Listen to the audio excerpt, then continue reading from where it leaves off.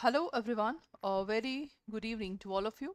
Welcome to the Officer Adda 24/7 channel of Adda 24/7. I hope so. My voice is audible to all of you, right? My voice is audible and the screen is visible to all of you. So now let's start with the session in which we are going to start the important questions. Okay. Now, the first question on the screen is there. This is totally a paragraph based question. Okay. This is the paragraph based question. So you have to understand the paragraph and then you have to give the answer. Okay. See, the term indemnity. Okay. What is this? The term indemnity literally means security against the loss. So first of all, this topic is of your indemnity. The term indemnity literally means the security against the loss. Okay. So as we know that the Indian Contract Act is basically divided into two parts. The first is general principle of contract. Second is special principle of contract. In general principle of contract, the one formula is there, that is offer plus acceptance is equal to agreement plus law enforceability is equal to contract. That is a formula of contract, and the general principle of contract is totally based on this formula. If we talk about the special principle of contract, we have to study about the contract of indemnity, guarantee, pledge, bailment and agency. So there are five concepts. So this paragraph, the first term we have seen, that is a contract of indemnity, and you have to learn the section also, that is section 124, section 126, section 172, section 148. It's a section 182. So this is the important section of the special principle of contract. Is that okay? Now see, in a contract of indemnity, what is this? One party, that is indemnifier, and the other party is called indemnified. So there are two parties in contract of indemnity. So I'm just highlighting indemnifier and the second is indemnified. So there are two parties. Indemnified is also known as indemnity holder. So in the contract of indemnity, if I just say you the one example, that is called insurance example. So the insurance example comes under the contract of indemnity, except one insurance, that is called the life insurance, not come under the contract of indemnity. Okay, so class, two parties in the contract of indemnity. The one party, who is indemnifier, promises to compensate the other party, indemnified or indemnity holder, against the loss suffered by other. That is called this one. Okay. Now, there's a one sentence that is called English law. In English law, the definition of contract of indemnity is wider. If you compare the contract of indemnity definition to English law say that the contract of indemnity as a promise to save the person harmless from the consequence of the act. Thus, it includes within its ambit losses caused not merely by human agency, but also those caused by accident, fire, or other natural calamity. So, this is very much important. Let's talk about the difference between the English law and this one. See, class, that is important.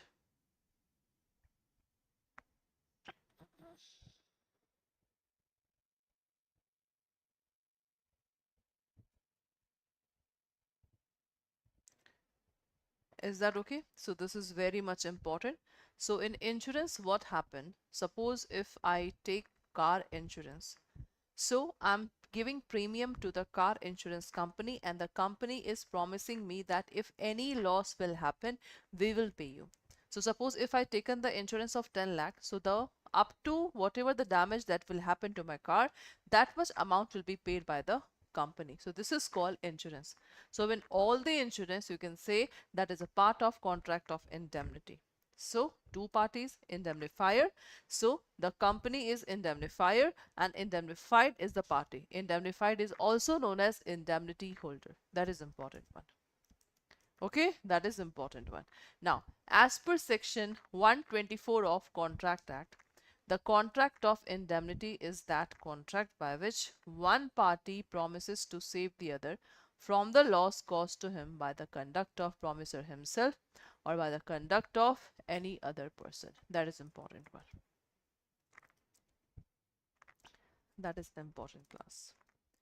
I hope so. That is clear to all of you. Okay, now let's move toward the next page. The definition provided by Indian contract confine itself to the losses occasioned due to the act of promisor or due to the act of any other person. Exactly. Under the contract of indemnity, the liability of the promisor arises from the loss caused to the promisee by the conduct of promisor himself and as per term in the indemnity contract.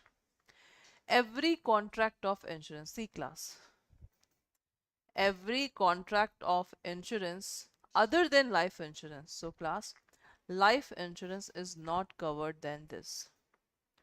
Other than life insurance is contract of indemnity, because in life insurance, if a person is dead, then the whole money will be given to this. Okay, so this is very much important. The definition is restricted to the case where loss has been caused by some human agency. Section 124 deal with a one particular kind of indemnity which arises from a promise made by indemnifier to save the indemnified from the loss caused to him by the conduct of indemnifier himself or by the conduct of any other person, but does not deal with those cases where indemnity arises from loss caused by the event or accident. That is important one. Okay, please read this paragraph. That is very, very much important class. Please read this paragraph. So I think this is clear to all of you.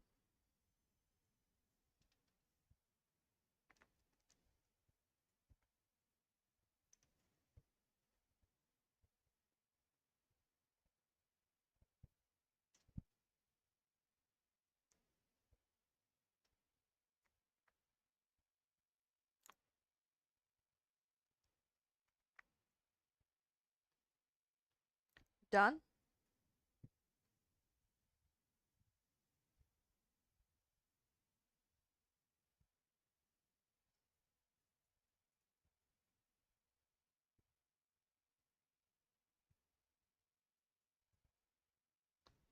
If you have any doubt, you can please ask.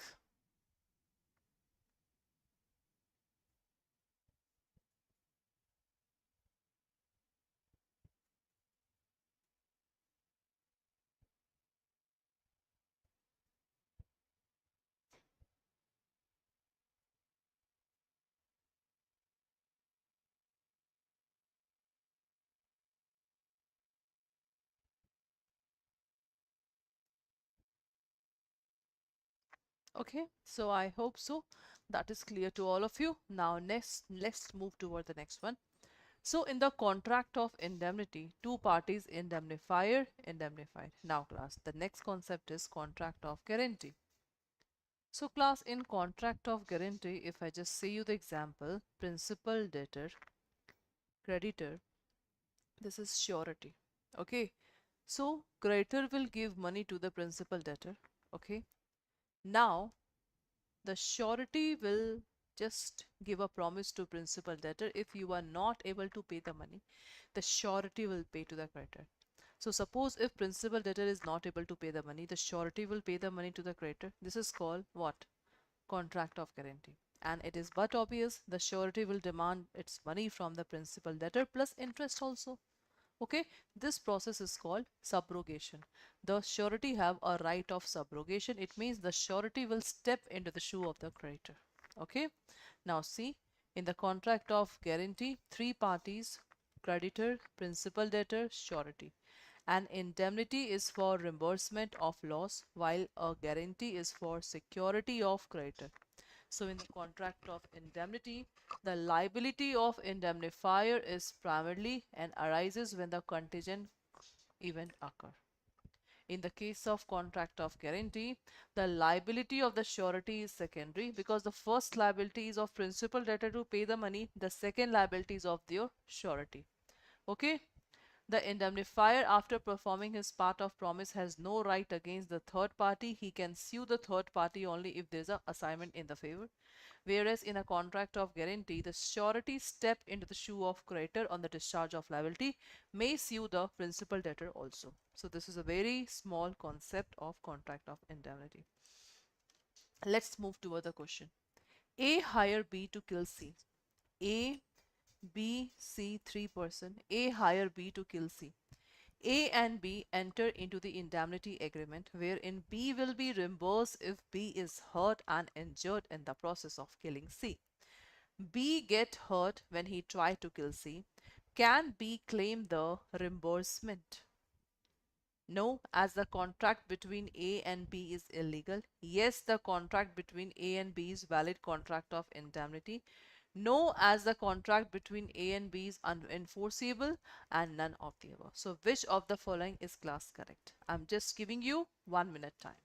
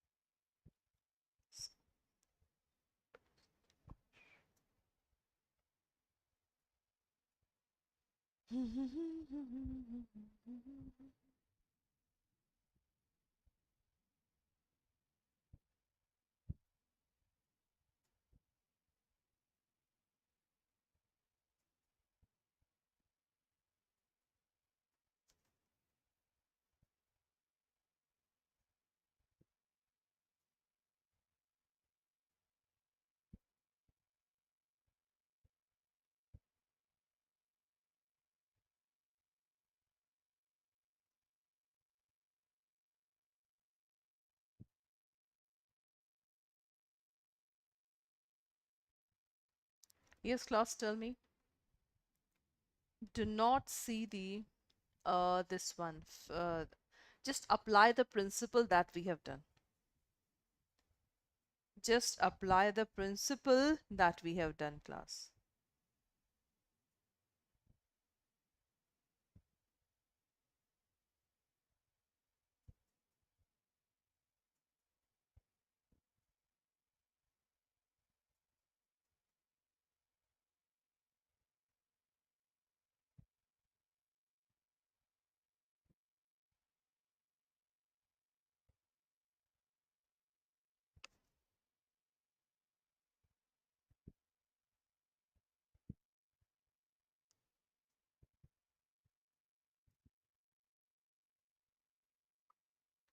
So class, this question is basically talks about the illegal act. So don't go through the illegal act. The question is very simple, whether the contract of indemnity apply or not. So in that case, if he is a promises, the yes, the contract between A and B is valid contract of indemnity. So B is the right answer. Next, A promises B to indemnify him in the case his house is damaged by fire. B negligently lights up a firecracker in his house and burn it down. Now B wants to claim indemnity. Can B claim the reimbursement? No, as B was negligent and caused damage to his fire house. No, as A and B cannot have a contract of indemnity for the damage caused by fire. Yes, as A promised to indemnify B from any damage caused by fire to his house. Yes, as it is moral duty of A to indemnify B for damage to his house. Which of the following is the right answer?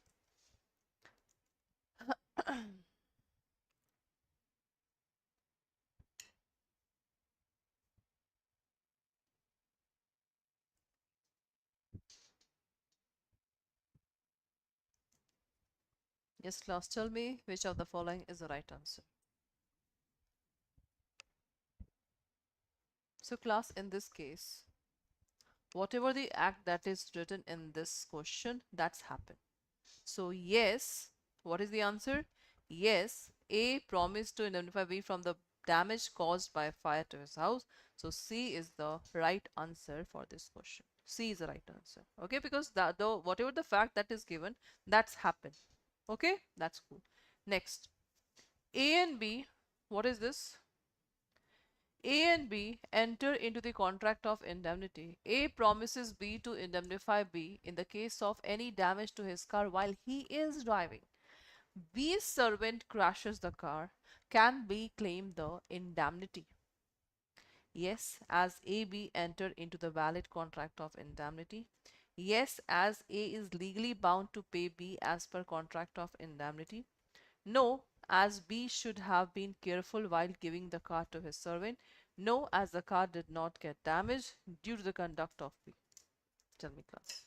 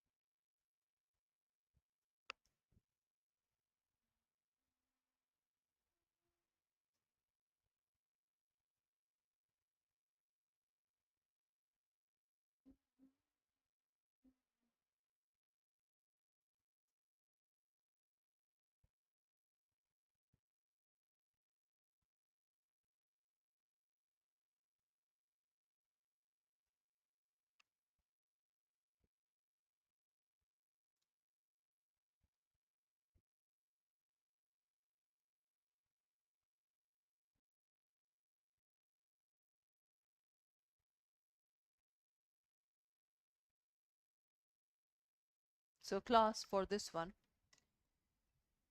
the car is driven by the servant. So, in this case, no, he cannot claim the indemnity because the car did not get damaged due to the conduct of B. So, third D is the right answer. Next. X, a foreigner, promises to indemnify Y if his business in the UK suffer any loss. Y business get destroyed due to the flood in the city. Can Y claim indemnity? Yes, a contract of indemnity also includes the damages from natural calamity. No, as the contract of indemnity exclude the damages from the natural calamity. No, as this does not fall under the preview of contract of indemnity. Either B and C. So what is the right answer for this question?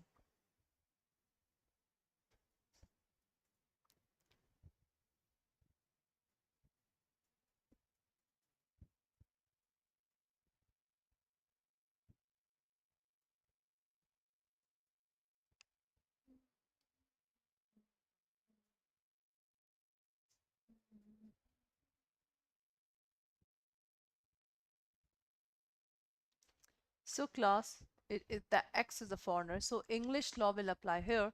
So that's why, yes, the contract of indemnity is there. The damage from natural calamity, it also include in the English law. Okay, so A is the right answer. Now, A takes credit from B for starting a new business on the instant of B. A appoints C as a surety. A's business venture was immensely hit by the recession in the market. He failed to pay his dues. B sue, B sue C for the money which he owed from A. Decide. The family member of A will have to pay in case of any default. B will have to go to the court and claim for repayment of credit from A. C will have to pay as he is of the surety, and no one will be liable to repay the credit amount as there was no free consent for the appointment of the surety. So what is the right answer for this one?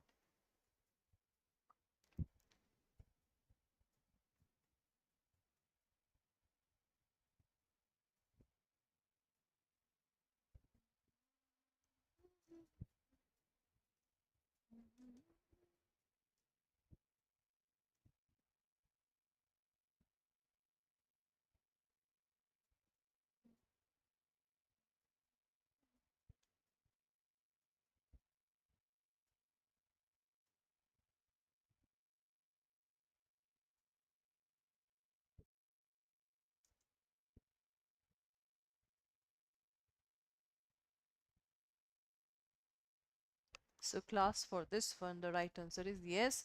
C will have to pay, as he is a surety of A, because when the principal debtor is not able to pay the money, the surety will come into picture. It is already given that C is a surety. So that's why. Okay, class. So that's all for today's class. So, and I hope so you people like this session. And this is your English medium crash course, which is already started. My class will be started from 11th of November. The timing will be 7 to 8 p.m. So do not forget to join the session. You only have to apply the coupon code Y391 for the special discount up to 77% right now. Okay. And we have a separate batch also of each subject. We have a elective paper recorded course, we have a ebooks, we have a books, Mahapack, etc. So apply the coupon code Y391 for the maximum discount up to 77%. Thank you so much for attending the session, class. Thank you.